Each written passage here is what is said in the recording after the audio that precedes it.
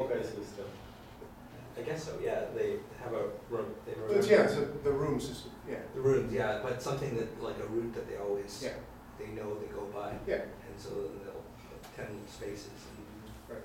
those things. So you walk in the front door, and then there's a coat rack, and you walk in, and there's a door to the parlor, you know, and there's a desk there. So there's things on these different things as you go through the door.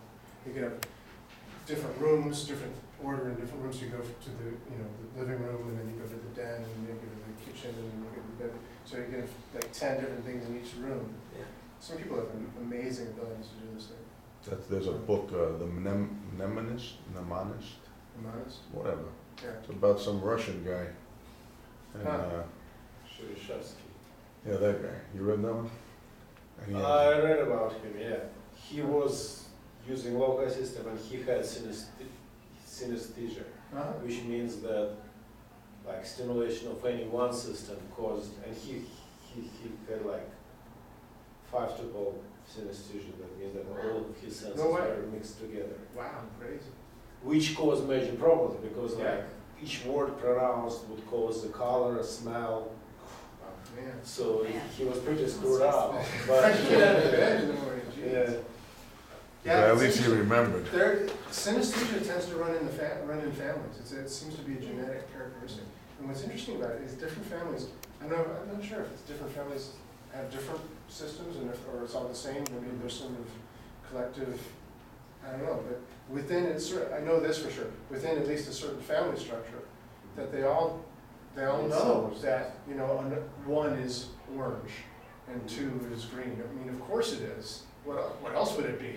You know, 3 is blue. Of course it is. You know, and it is for them. If they see a 3 that's painted a red and there's some other color than what they know it to be, it's just like weird.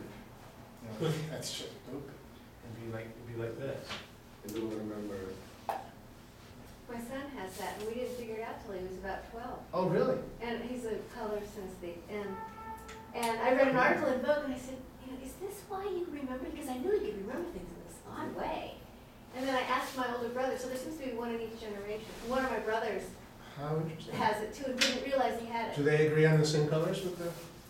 No, Be interesting. but they're both, no, I don't You think sure? that's, Have you tested? but I haven't tested it. I know. But they're both really musical. That's interesting. And I think if you play by ear and use the color, I don't know. Well, that's so interesting. It's Yeah. weird, but they just assume everybody sees it. I mean, Right. Exactly. People That was assume what- if oh, it's of like course. if I'm doing this, I must isn't be M doing red? this. Yeah. Do you? Yeah.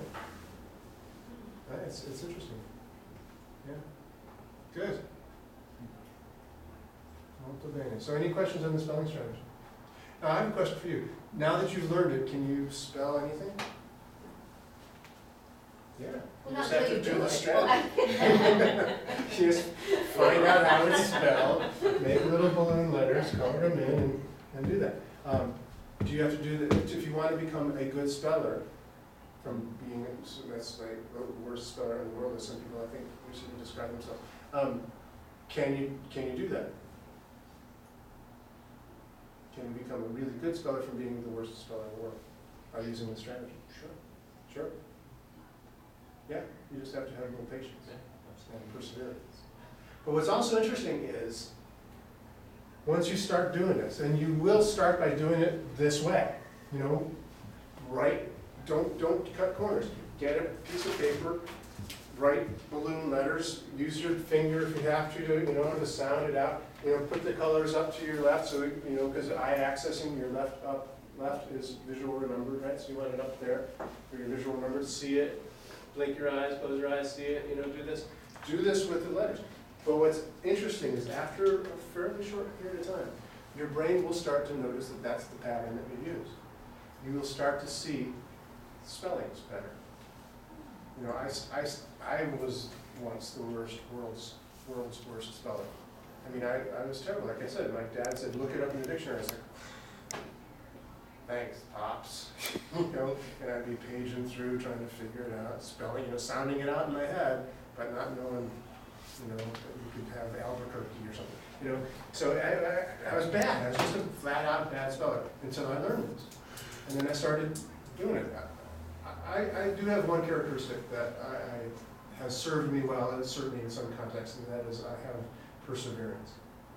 you know, as an example, as a musician, I'm not the world's most gifted musician, but I fucking practiced, you know, so I did. I busted my butt. I did, you know, 2 hours a day in high school, 4 hours a day in my senior year, 8 hours a day in college. You know, I got myself to Carnegie Hall. I played those things. I played CDs. I've done that stuff, you know, because I worked. And by the way, there seems to be a direct parallel. I think I've told you this before. They did a study about musicians years ago where they took piano players who were really good and piano players who weren't so good, and they studied how many hours a day they practiced. There is a direct one-to-one correlation between how good they were and how much they practiced. People who were good practiced more than people who worked. One-to-one correlation. There was no variable for talent. None. In this study, I think there are people who are talented and have, you know, blown all the odds out. You know, I never took a lesson in my life, Bob. You know, there are people like that. I hate them. But, but for most humans, you know, it has to do with just this.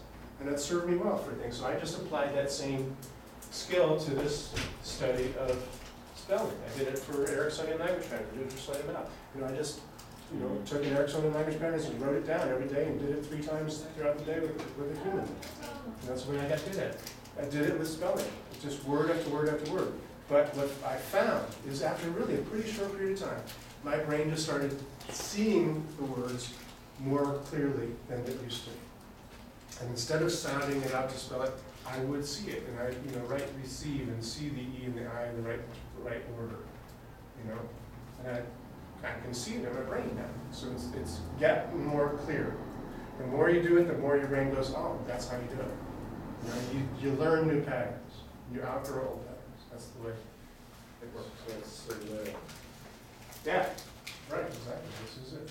Isn't it? You guys need to take a break? Nick is down again. I I know you.